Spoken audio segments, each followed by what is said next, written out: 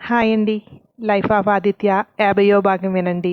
Last ఎపిసోడ్‌లో Yashasvi stage మీద మాట్లాడుతున్నాడు కదా! అక్కడి నుండి కొనసాగింపు. నేనింకా ఈ సినిమా చూడలేదు. మీకు తెలుసు నేనిప్పుడే వచ్చాను. వీళ్ళిద్దరూ ఇక్కడున్నారని తెలిసి డైరెక్ట్‌గా ఇటొచ్చేశాను. మీకేమైనా ప్రశ్నలుంటే నేను ఈరోజు మూవీ చూసిన తర్వాత రేపు మీ ప్రశ్నలన్నిటికీ ఆన్సర్ చేస్తాను.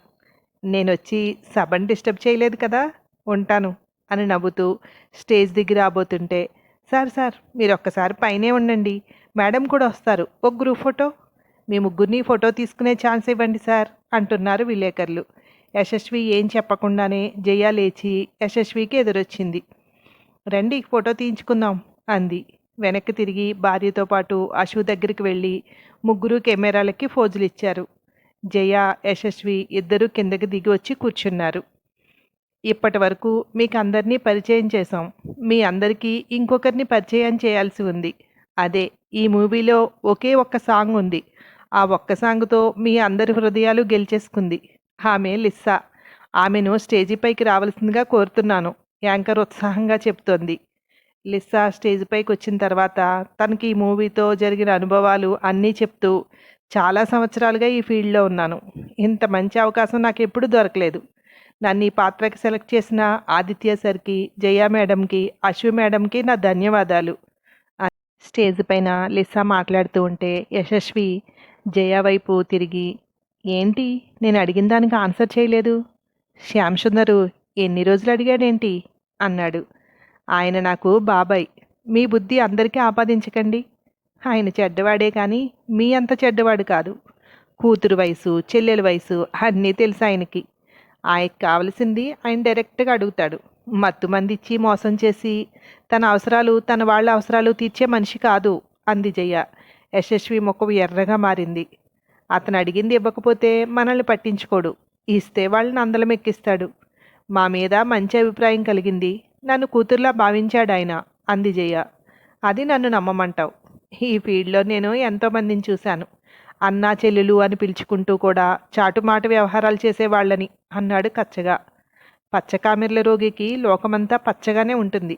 మీకెవరిని చూసినా కామం గుర్తొస్తుంది కనుక అందరూ అలాంటి వాళ్లే కనపడతారు. మీ ఇష్టం, మీరు ఎలా అనుకున్నా పర్లేదు. నా కూతురు కోరిక నెరవేర్చాను. ఇంతకంటే నాకు ఈ జీవితంలో ఇంకేం అవసరం లేదు అంది. ఇక్కడ కాదు, ఇంటికి వెళ్ళాక మాట్లాడతాను అన్నాడు. మాటలతో సమాధానం చెప్పలేనప్పుడు చేతలతో చెప్పాల్సి వస్తే ఇల్లే బెటర్లేండి. బయటైతే మీ పరువు పోతుంది. నా పిచ్చి కాకపోతే అది ఇంకా ఎక్కడుంది, ఎప్పుడో పోయింది అంది. వస్తున్న కోపాన్ని కంట్రోల్ చేసుకుంటూ కూర్చున్నాడు. తన పక్కన జయ అంత దర్జాగా భయం లేకుండా కూర్చోవడం అతను జీర్ణించుకోలేకపోతున్నాడు. స్టేజ్ పైన లిసాతో 2-3 స్టెప్పులు వేయిస్తున్నారు. అక్కడంతా గోలగోలగా తయారైంది. వీరభద్రం ఇంట్లో, నాయనా ఆడి సినిమా చూసినావా అన్నాడు రామభద్రం. ఆ చూశానులే, బానే ఉంది అన్నాడు వీరభద్రం. అందులో పాటకి డ్యాన్స్ చేసింది ఆ పిల్లను గుర్తుపెట్టావా అన్నాడు. ఆ పిల్లనా? ఈ ఏడనో చూసినట్టు గుర్తుందిరా అన్నాడు. ఆ పిల్లే కాదు, కెమెరామెన్ కూడా మానవుడేనట అన్నాడు. డొంక తిరుగుడు కాకుండా తిన్నగా చెప్పి చావు అన్నాడు వీరభద్రం. అదే, అప్పుడు ఆదిత్య గాడి కోసం మనం ఒక పిల్లని పెట్టాం కదా, సినిమా పిల్లని. వీడియో తీయడానికి ఒకడిని పెట్టామా? నీకు వాళ్ళ పేర్లు తెలవని చెప్తున్నాను. ఆ పిల్ల లిస్సా, ఆడేమో ఉదయ్. వాళ్ళిద్దరినీ ఆదిత్యగాడు పట్టేసి సినిమాలో ఛాన్స్ ఇచ్చాడు. అందుకే నీకు హ్యాండ్ ఇచ్చి దొబ్బేశారాళ్ళు అన్నాడు. అబ్బా అవునా? అప్పుడు ఆ సినిమాలో ఈ ఆనందగాడు కూడా ఉన్నాడా అన్నాడు వీరభద్రం. ఆ సినిమాలో ఆడెక్కడా కనపడలేదు. ఆడున్నాడో లేదో తెలియాలంటే ఇంకోసారి సినిమా మళ్ళీ చూడాలి అన్నాడు. అవసరం లేదు, ఆదిత్యగాడి మీద కన్నేసుంచు. ఆడికి థ్యాంక్స్ చెప్పడానికో ఒక నైట్ గడపడానికో రావచ్చా పిల్ల. అప్పుడు వాళ్ళిద్దరికీ వీడియో తీ, వాడి సంగతి చెప్దాం.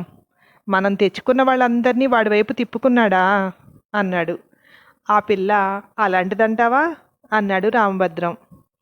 నీకింకా మనసు పోలేదురా ఆ పిల్ల మీద? ఎల్లు, ఒక కన్నేసుంచు. ఆదిత్యగాడి వీడియో ఏదైనా దొరకాలి. ఆడు నా కాళ్ళ దగ్గరికి వచ్చి కూర్చుని నీ కూతుర్ని పెళ్లి చేసుకుంటానని అడగాలి అన్నాడు. మరి ఆ ఎంపీ గారి కొడుకు మాట ఏం చేశావు అన్నాడు రామభద్రం. చేయడానికి ఏముందిరా, ఇద్దరినీ లైన్లో పెడదాం. ఎవడు వర్కౌట్ అయితే ఆడు అన్నాడు.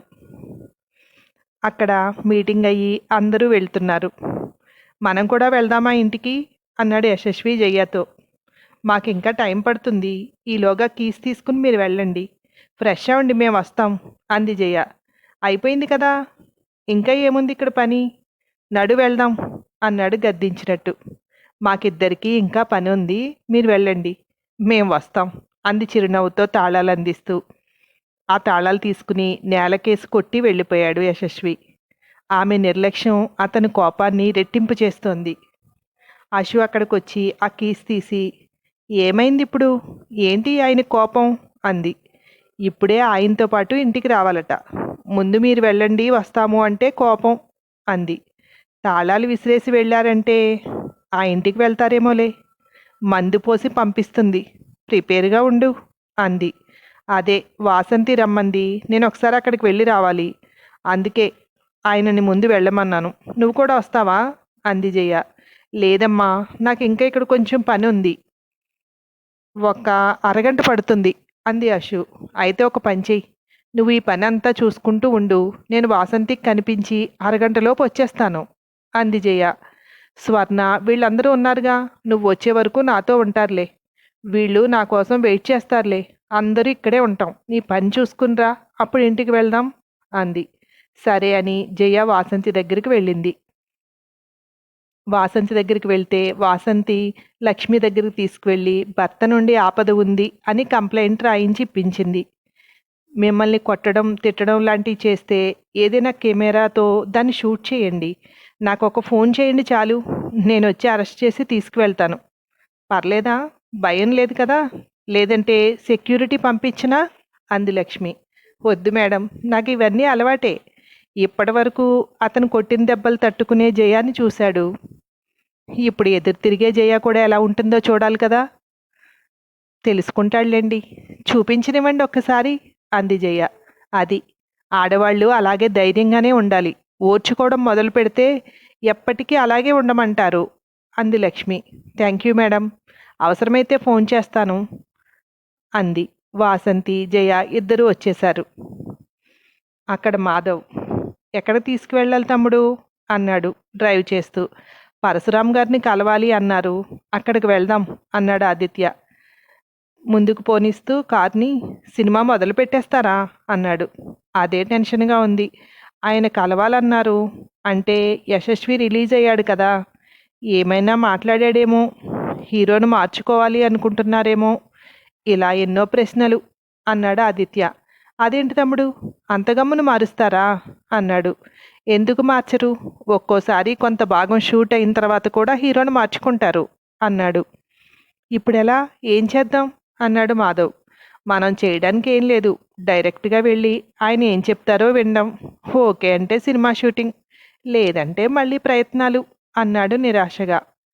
లైవ్ చూస్తుంటే యశస్వి గారి మొహం చూసి నాకు భలే నచ్చింది తమ్ముడు, జయ మేడం కూడా ఎంత ధైర్యంగా ఉన్నారు అన్నాడు. వాళ్ళు విసిగిపోయారు అతనితో, అందుకే ఇప్పుడు ఎక్కడలేని ధైర్యం వచ్చేసింది, దానికి తోడు చాలామంది వాళ్ళకి సపోర్ట్ చేశారు, యశస్వి మీద కోపంతో అది కూడా వాళ్ళ ధైర్యానికి కారణం, దానికి తోడు అక్కడంతా మీడియా ఉంది, అక్కడ ఏమనగలడు వాళ్ళని అన్నాడు. నిజమే, భలే ఇరికించేశారు, అయినా వాడు తిన్నగా ఇంటికి వెళ్ళకుండా డైరెక్ట్గా అక్కడికి ఎందుకు వెళ్ళాడు అన్నాడు. అక్కడ నేను కూడా ఉన్నానేమో అనుకుని అక్కడికి వచ్చాడు, లేదంటే వెళ్ళడు, ఇప్పుడు నా మీద పీకల దాకా ఉంటుంది కోపం అన్నాడు ఆదిత్య. సరేలే తమ్ముడు, ఎందుకు వాడి గురించి మనకి, పరశురాం గారు నీతో మూవీ చేయాలని నేను మనస్ఫూర్తిగా కోరుకుంటున్నాను అన్నాడు మాధవ్. ఇక్కడ పక్కగా పార్క్ చేయి, నేను వెళ్ళి ఆయన్ని కలిసి వస్తాను, నువ్వు ఇక్కడే వెయిట్ చేయి అని కార్ దిగి లోపలికి వెళ్ళాడు ఆదిత్య. ఆ తర్వాత ఏమైందో మరో భాగంలో విందురు కానీ. Thank you.